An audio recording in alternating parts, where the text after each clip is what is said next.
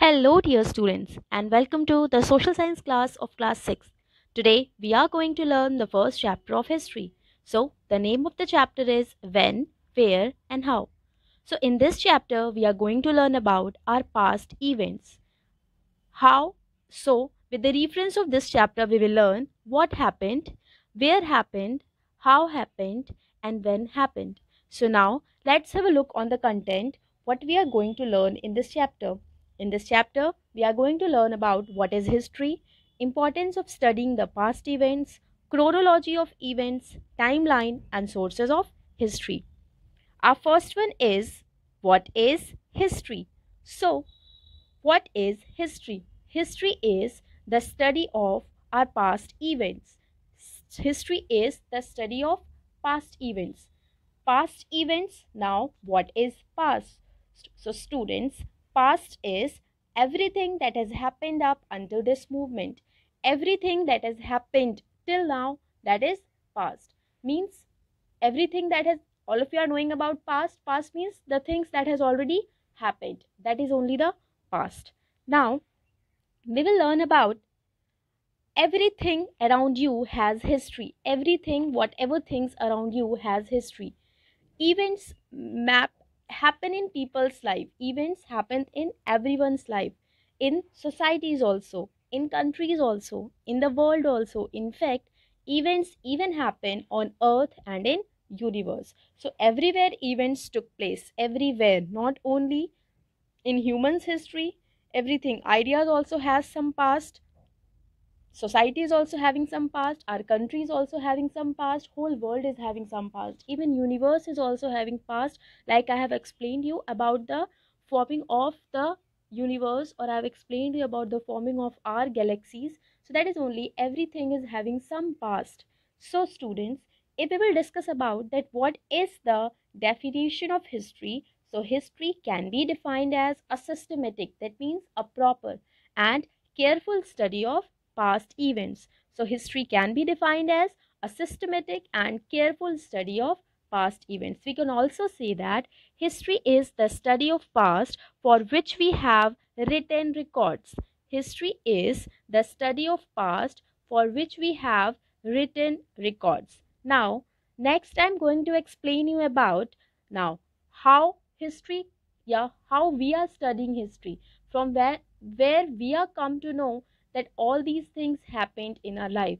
So students, there are some people who study about past, and then we studied about those past in our textbook. So the persons who study about the past and record it and write it are considered as historians, a person who conduct the study of past. There are some persons who study about the findings, the remaining things of the past, and they record it, they write about those remaining things, and then we come to know about those things. Now let's have a look on what is, now students, history is about curiosity. Curiosity means you have to be curious to know about what we are at present. Like, all of us are evolved human beings, all of you are knowing that human beings are evolved from the apes. So like you can see in the picture that how we evolved, how we progressed, how we developed, and how we are today. So history is about the curiosity, the questions that come to your mind about the past, like how our predecessors lived in past. So however, it is in fact about a past that has an extremely significant part to play in shaping our present. Past is responsible, or past plays an important role in making or in facing our future, shaping our present, future. Past plays an important role. Now, we will learn about what is, why do we study past events? Why do we study past events? So, history is regarded as the systematic record of past events in order in which they happened. Students, history is recorded in an order. Like, as the things happen, first they are written first, then the next that happened next, they are written next. So, history is regarded as a systematic record. It is a systematic record of the past events in the order in which they happened. The motivation for studying history comes from the curiosity to know how our predecessors lived in the past. However, it is in fact about a past that has an extremely significant part to play in shaping our present. We can also say that study of the past makes us understand who we are. By studying our past only, we come to know that who we are at present and why we live. Like questions may come in your mind, like how we were living before 1,000 years ago, how our ancestors were living. Like you also at your home may ask to your parents that how your grandfather was living. Maybe your grandfather is alive, so you will ask about your great grandfather, that how are our great grandfather. So we have curiosity to know about our ancestors, that where do they live, how they were living, how were they. So this is only known as curiosity, and by studying about our past events we come to know about those curiosities. We come get our answers of those curiosity. By reading history, we gather knowledge about how the modern world has evolved over centuries following a continuous process of development. So, students, by learning history, we come to know about our past events. Now, why we come to know why it is important for us to know about our past, how the modern world has evolved, how this world, this situation has come like this, to live our present in a better way. If we will know about our past, then we will never going to comment those mistakes that we have done earlier. So it will improve our present as well as our future. To understand the link between past and present, why there is need of learning past event, so that we can relate our past or present to the past. So to know about the changes, how the society evolved, to know about changes, the changes that come in our country, that come in our society, even our family also changed. To know about ancestors, by studying about our past we know about our ancestors, that how our ancestors were. To know about important events of past, like many important wars took place in the past, many, like if we will think about our freedom struggle, that can also be learned in our past. Okay, so by learning past only we also learn from history that a small band of united people can defeat a strong army. We can learn lessons from history, that we should not fight, or we should not engage in any war to anyone, because it can only make destructions. Furthermore, study of popular practices, ideas, traditions, or institutions help to understand the link between past and present. There are many places, there are many things that are still existing from our past. So by studying our past only we come to know about when were those things constructed, when were those places being built by someone, who built them, why they are so important. So, and the changes that these beliefs or practices have undergone over centuries, leading to their present form. So by studying past events we come to know about the how we evolve like this, how we become like this. By studying our past event we get lessons for life, so that we do not commit those mistakes again and again. Now next we will know about the chronology. Students, now what is chronology of events? Our next topic is chronology of events. So here I am providing you one example. Samir is a boy. So Samir took birth in 2003. We are writing about Samir. Samir was born in 2003. Then in 2004 he started working. Then in 2007 Samir started going to school. Next, 2010, Samir was in class 1. In 2012, Samir was in class 3rd. So, students, are you able to see that how the things are happening according to the year 2003, 2004, 2007, 2010, 2012, 15, 17, 19, 20. So, this is only what we call chronology. Chronology means to arranging the events according to their order of occurrence. When the event that occur first, like Samir took birth first, so that is written first. Then he started walking, then it is written second. So to arrange the events according to their order of occurrence is only known as chronology. So students, it is not possible to understand history unless the events of the past are in chronological order. We will not be able to understand history unless and until we will record it in chronological order. So for history, chronology is very important. The past events are arranged in order of time. Time means according to their happen or according to their occurrence. That is, events that happen first are followed by events that happen later. This order is known as chronology. In fact, the practice of recording historical events in a particular sequence gives us an idea as to how human beings progressed from the earliest to the latest stage of civilization. So students, let's come to this example. Now students, let's have a look on this picture. Why chronology is important. Chronology means to arrange the events according to their happening or occurrence. So first we will be like this, then we become like this, then like this. So it is important for us to learn the events in this order. If we will not learn it like this, then it will not be easier for us to understand history properly. That is why chronology is important in history. By learning everything in chronology, we come to know about the progress of human beings. However, a chronology without a certain point of reference is not possible. Now students, now we are going to learn about the what is chronology. So an arrangement of events in order of their occurrence is called chronology. The order in which the past events are arranged according to their occurrence, that is, the events that happen first followed by events that happen later, like we have learned in this example. Like Samir was took birth in 2003 and right now he is in 2020 in class 11th. So from 2003 to 2020 we have arranged all the happenings in his life in chronology, in order of occurrence. So that is only known as chronology. Now we are going to learn about, after chronology we will learn about timeline. So students, what is timeline? Timeline is a record of the past. Timeline is the record of the past. Historians use a timeline to record the events.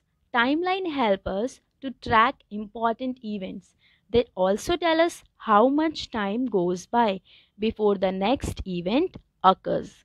So in this we are going to learn about that how historians use timeline, how they have decided to use the timelines. So here I am going to explain you one thing. Students, what historian did is they use letters. How historians decided the timeline? So they use some letters. Those letters are BC is equals to BCE. That means BC and BCE are same. AD and CE. So students, what is the full form of BC? BC means before Christ. What is the full form of BCE? BCE means before Common Era. So what is before Christ and before Common Era? Both are same. In previous books of history, we come to know about BC. Everywhere with the dates BC was written. But in new books, or this is the new way of writing. So in nowadays books, we will get BCE, that is before Common Era. Students, you have to learn the full form of BC and BCE. I want to remind you this, that you can use BC and BCE both. Now I will explain you one more thing. What is AD and CE? What is AD and CE? So here we are having AD and CE. AD means Anno Domini. AD means Anno Domini and CE means common or current era. Usually we used to say common era. So what is Anno Domini? Anno Domini means in the year of our Lord. You can write it here, in the year of Lord. means God. Now I will explain you how historians divide this period. So let's come back to that one. Look here, students, as you can see, middle one it is written 0, that is birth of Jesus Christ. This way of counting came from Europe. From where came? Europe. Historians use the birth of Jesus Christ. Historians use the birth of Jesus Christ as the reference date, that is the beginning of the calendar. That means historians decided that when Jesus Christ was born, that period will be taken as the reference period. That means from there only the calendar will start. So, the years after his birth is written as CE or AD. The years after his birth is written as CE or AD. And the years before his birth are written as before Christ or BCE. It is usually known as before Christ. That means before the existence of Jesus Christ. And AD, that means I have explained you the meaning of the word AD, Anno Domini. Anno Domini means in the year of Lord. Okay, so this is only like this, that the period before the birth of Jesus Christ is considered as before Christ, and the period after the birth of Jesus Christ will be considered as Anno Domini or Common Era. So this is only the way how historians decides their timeline, how historians study about the past. Now students, I will again want to explain you something more. So you have a look here, that how the dates, you can see that before the birth of Jesus Christ the time is opposite. That means 500, then 1000, then 15,000, then 2000. So the things that occur first, they are having greater dates, and the things that occur later, they are having smaller dates. So here the dates goes in opposite order, and we can say that the date goes in descending orders. Now if you will see here, 500, 200, 1000, 1500, and we are here 2000 or 2000 or 20. We are here in 2020. That means we are 2020 years later than birth of Jesus Christ. I hope that all of you are getting it. 2020, and that means we are here. We are 2020 years later than the birth of Jesus Christ. Students, all of us are knowing that 100 years makes 1 century. 100 years is equals to 1 century. Okay, so we are here in 2020. Now I will explain you more. Now have a look here. Mahatma Gandhi was born in 1869 CE. Which date we will use? We will use CE. What we will use? CE or AD. That means Anno Domini or Common Era. Means Gandhiji was also born after 1869 years of the birth of Jesus Christ. Is it understood for all of you? We always write, like if we have to write our date of birth, suppose your date of your birth year is 2005, so you will write 2005 CE. Okay, that means your birth is also, you took birth after 2005 years of the birth of Jesus Christ. Now next we will learn about more things, that is, now we are going to consider about the birth of Lord Buddha. So students, this is, we are knowing, or you all are, maybe you all are not knowing, but Lord Buddha took birth in 563 BCE. That means before Common Era or before Christ. That means Lord Buddha took birth before the birth of Jesus Christ. Lord Buddha took birth before the birth of Jesus Christ. So he was born 563 years before the birth of Jesus Christ. He was born 563 years before the birth of Jesus Christ. Okay, now we have already understood that the timeline. Okay, so how historians use the timeline? They took the birth of Jesus Christ as the starting of the calendar. The events that occur before the birth of Jesus Christ are written as BCE or BC, and the events that occur after the birth of Jesus Christ are written as CE or AD. So, this is only what we call timeline. You have to learn the full forms of BCE, BC, and AD or CE. So, what is timeline? Timeline is the graphical representation of historical events in a chronological order. In a chronological order means as the thing happened first, they are written first. It looks like a long bar and is used to show events along a period of time. It has events on one side of it and their respective dates on the other side. Now, I want to tell you something more. Let's have a look, students. Historians, there are lots of other things there are lots of other things to know about this. So we are going to learn about sources of history. So everything that come to our mind is that how people live a long time ago, how people live, where they were living. Next that come to our mind is what they ate, what people used to eat at in the ancient time, how they were wearing clothes, what they wore, that also comes to our mind. How they communicated with each other, how they used to talk with each other. So, students, human and about their wars they fought, how people used to fought wars and who won and who lost in those wars. So, students, human can never disappear from earth without leaving traces. These all are evidences. So humans cannot leave this earth without leaving traces. Our historians used these traces of ancient life to know the history. Our historians use these traces to know about the history. So that is only the sources of history from which historians come to know about our past. Come to hear what happened. How do we find about what happened? If we have to find out what happened yesterday, so we are having a mind only. We remember this thing that what happened yesterday. But if we have to know what happened a year ago, that also you can remember what happened a year ago. Like you are in class 6 now. You remember that what happened in your class 5th. Everything I think you remember happened in class 6. About 100 years ago also we can know easily.